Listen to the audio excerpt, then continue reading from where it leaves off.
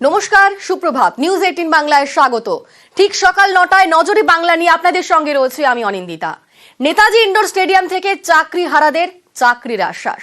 একই সঙ্গে বাম বিজেপিকে নিশানা মমতা বন্দ্যোপাধ্যায়ের। পাল্টা সুর চড়িয়েছে বিরোধীরাও। আমি আমার জীবনে জেনে শুনে কোনো পানিশমেন্ট কাউকে দিইনি, জেনে শুনে কারো চাকরি খাইনি। তাই অনেক বদ হজম হওয়া সত্ত্বেও আমি সিপিএম এর একটারও চাকরি খাইনি, যারা 34 বছর অনেক অন্যায় করে গেছে। সিপিএম এর চাকরি খাননি, উনি ভীষণ মহানুভব, সেই জন্য উনি দুর্নীতি করে চাকরি দিচ্ছেন। ওরা আমলে পার্থক্য এটাই যে উনি দুর্নীতি করে দুর্নীতিকে টিকিয়ে রাখবার জন্য গলাবাজি করতে পারেন। আমি সাধুবাদ জানাই। এসএসসি নিয়োগে ভুরি ভুরি দুর্নীতির অভিযোগকারীদের হয়ে মামলা লড়েন সিপিআইএম নেতা বিকাশ রঞ্জন ভট্টাচার্য। সুপ্রিম কোর্টের নির্দেশে প্রায় 26,000 শিক্ষক শিক্ষাকর্মী এখন চাকরিহারা। সোমবার তাদের সামনে দাঁড়িয়ে সুর চড়ান মুখ্যমন্ত্রী মমতা বন্দ্যোপাধ্যায়। নিশানা করেন বিকাশ রঞ্জন ভট্টাচার্যকে। ফার্স্ট কোয়েশ্চেন আমার, whether Vikas Bhattacharya will be isolated or not politically, CPM has to answer why he is cancelling all this list. খুব ভালো, প্রথমে ওকে আইসোলেট করুন, ওকে এক্ষুনি আপনারা নিয়ে যান মানসিক হাসপাতালে, সেখান থেকে শুরু হোক আইসোলেশনের কাজটা। মধ্যপ্রদেশের ভেপম কেলেঙ্কারি, বিজেপির রাজ্যে কতজন মানুষকে খুন করা হয়েছিল?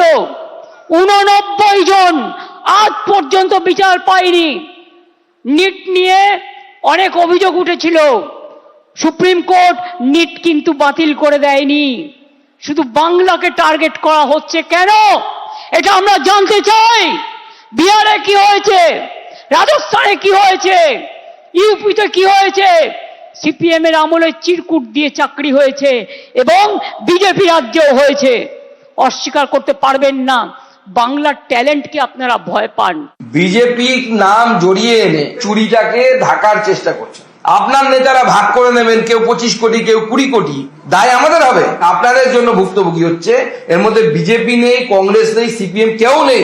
যোগ্য অযোগ্য তো পরের কথা, আগে চুরি হয়েছে এটা তো অ্যাকসেপ্টেড। 2022 থেকে খেলা শুরু করেছিল, একটা নোংরা খেলা। চাকরি দেওয়ার ক্ষমতা নেই, চাকরির কারার যাদের ক্ষমতা আছে তাদের আমি ধিক্কার জানাই। আপনাদের একটা জিনিস বুঝতে হবে, কোনটা মুখ আর কোনটা মুখোশ। কারা যাত্রা পালার মাধ্যমে আপনাদের ভুল বোঝাচ্ছে। উনি হচ্ছেন মুখোশ, মুখ হচ্ছেন ওনার ভাইপো, যিনি চাকরি বেচেছেন 150 কেজি ওজনের মোটা পার্থকে দিয়ে, যার বান্ধবীর বাড়ি থেকে 51 কোটি উদ্ধার হয়েছে। ত্রিপুরায় 10,000 টিচারের চাকরি হয়েছে গিয়েছিল কোর্টের জন্য। বিজেপির ম্যানিফেস্টো বলা হয়েছিল যে তারা জিতলে সব টিচারদের চাকরি ফিরিয়ে দেবে। দেয় তো নি, উপরন্তু যারা প্রতিবাদ করতে গিয়েছিল তাদের মাথাগুলো মেরে ফাটিয়ে দিয়েছে। কাউ এদের বিশ্বাস করবেন না, এরা দুমুখে কেউটে সাপ।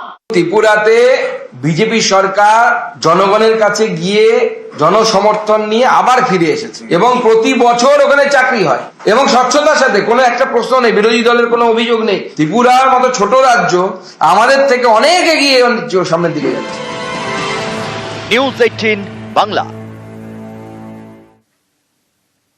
চাকরি হারাদের সঙ্গে শুভেন্দুর সাক্ষাৎ। চাকরি হারাদের পাশে দাঁড়িয়ে সরকারকেই দোষারোপ। আগেই যোগ্যদের বাছা হলে সমস্যা হতো না বলে তোপ। 16 বার শুনানি হলেও তালিকা না জমা দেওয়ায় তোপ। এই টিচারটি সিভিক টিচার হবে না, এর পড়াশোনা আছে, এরা ভলেন্টারি সার্ভিসও দেবে না, এরা সিভিক টিচারও হবে না।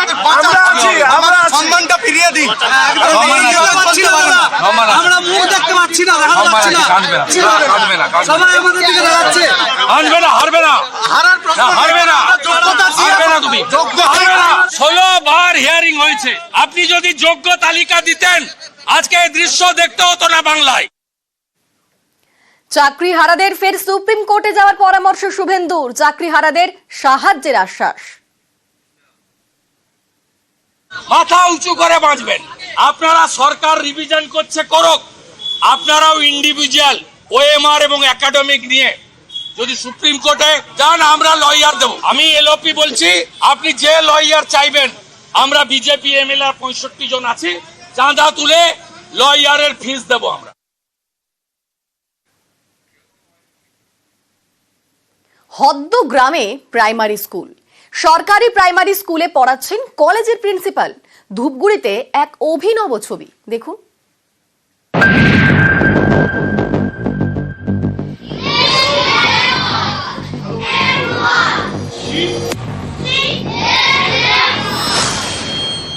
এটা সরকারি প্রাইমারি স্কুল। স্কুলে ক্লাস নিচ্ছেন কলেজের প্রিন্সিপাল।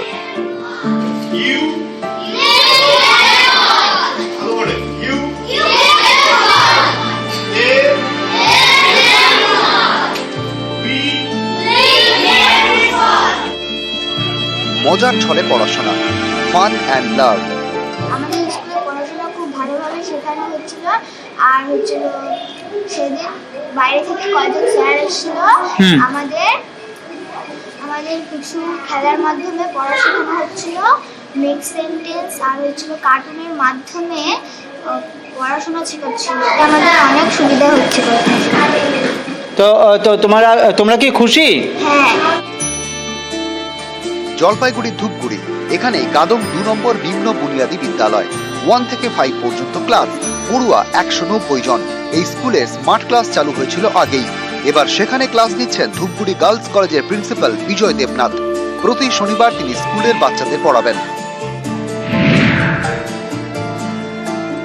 কিভাবে বাচ্চাদের ইংরেজিটা শেখানো যায়, কিভাবে পড়াশোনাটাকে আরো মজাদার করা যায়, কুইজ বা নানান রকম বাচ্চাদের মধ্যে কম্পিটিশন করে, আর ওদের যে বইগুলো আছে সেই বইগুলোর থেকে বের করে ওদের সেটাকে কি করে কুইজ ফর্মে আনা যায়, এই ধরনের কাজ আমরা টুকটাক করছি। ধূপগুড়ি গার্লস কলেজে যে প্রিন্সিপাল স্যার আছে, তা উনি আমাকে বলেছিলেন যে আপনার স্কুলে যাবো, আমরা বাচ্চাদের কিছু ইংলিশ পড়াবো বা ইংলিশের ওদের যে ভীতি, এই ভীতিটাকে কাটানোর জন্য এবং স্কুলে গিয়ে যেন বাচ্চারা ভালো একটু পড়তে পারে, এইটুকু একটু উৎসাহ দেওয়ার জন্য ওনারা এই স্কুলে আমার আসছে।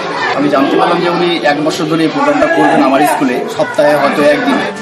ধূপগুড়ির কাদম প্রত্যন্ত গ্রাম, এখানকার বাসিন্দাদের বড় ভরসা এই প্রাইমারি স্কুল। সেই স্কুলেই ক্লাস নিচ্ছেন কলেজের প্রিন্সিপাল। অভিভাবকরা বলছেন এতে মান বাড়ছে পড়াশোনার, পড়ুয়াদের মধ্যে আগ্রহ তৈরি হচ্ছে। খেলার ছন্দে না গানের ছন্দে মানে পড়াশোনা হচ্ছে, তার মধ্যে বাইরে থেকে প্রফেসররা আসছে, ওরা ভালো করে বাচ্চাদেরকে আরও মানে ভিডিও করাচ্ছে, ভিডিও সাহায্যে পড়াশোনা করাচ্ছে, ইংলিশ শেখাচ্ছে, আনন্দ বিনোদনের মধ্যে আর কি পড়াশোনাটা হচ্ছে। এতে কতটা সুবিধা হবে? এতে বাচ্চারা মানসিকতা খুব ভালো হবে, ভালোভাবে এগিয়ে যেতে পারবে, ভালো করে পড়াশোনা করতে পারবে, ওদের আগ্রহ আরও বাড়বে। ধূপগুড়ি থেকে রকি চৌধুরী, নিউজ 18 বাংলা।